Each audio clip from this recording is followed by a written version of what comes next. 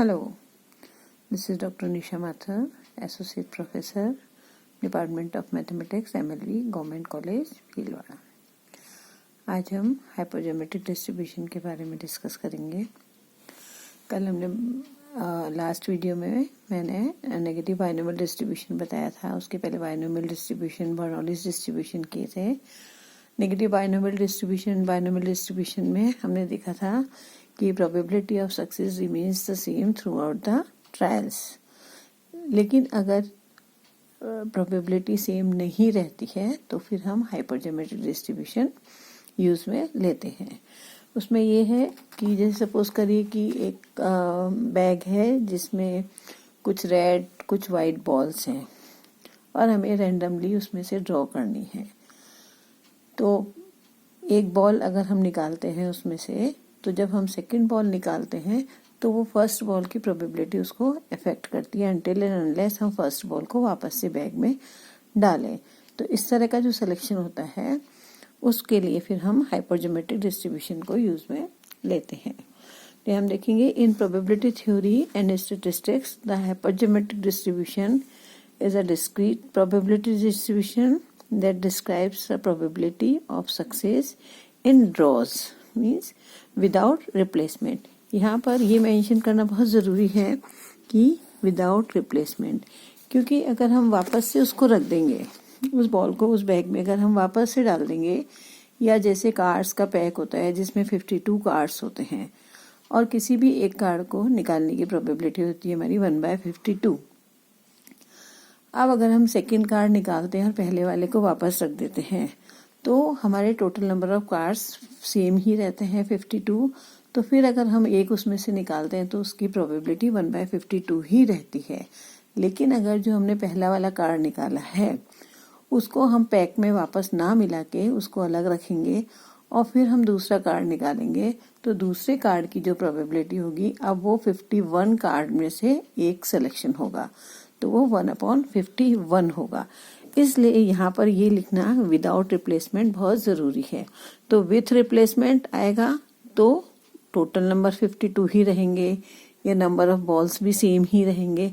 लेकिन अगर without replacement है तो ये नोट करना लिखना जरूरी है।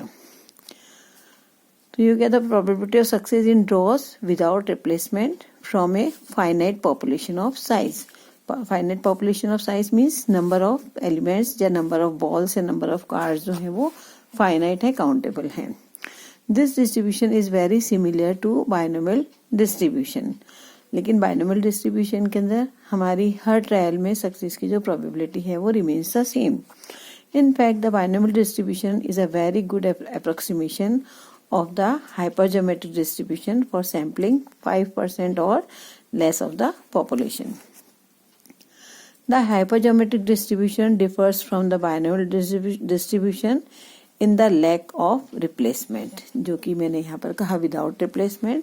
तो जो डिफर करता है बाइनोमियल डिस्ट्रीब्यूशन में वो किससे करता है? in the lack of replacements. That's why probability of success changes after each trial. It often is employed in random sampling for statistical quality control.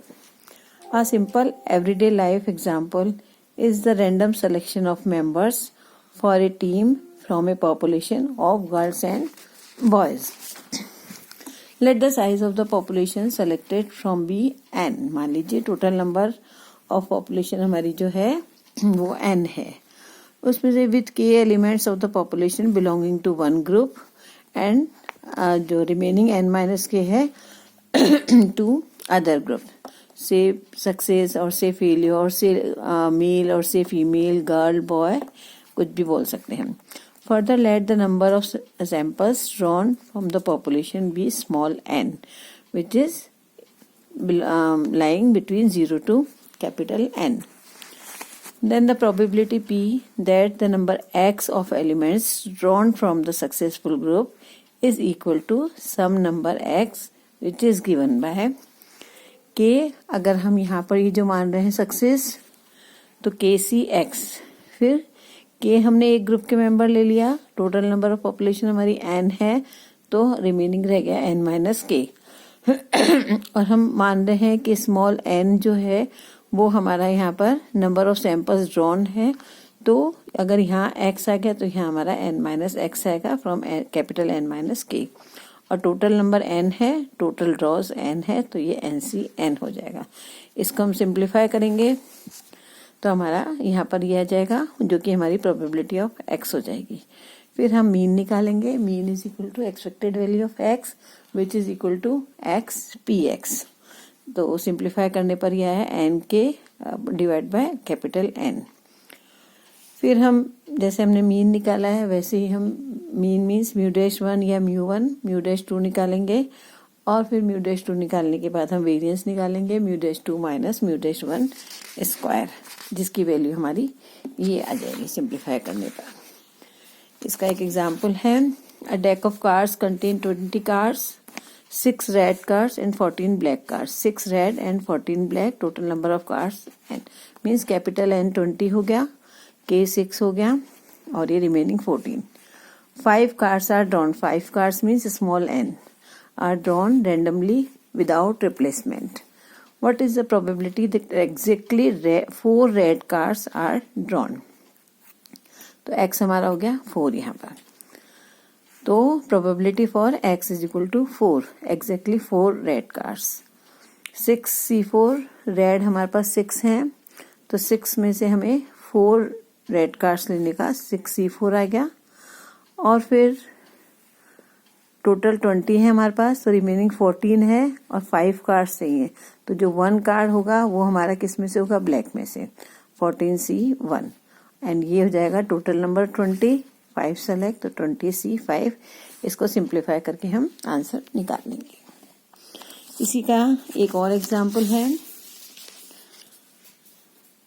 A small voting district has 101 female voters and 95 male voters.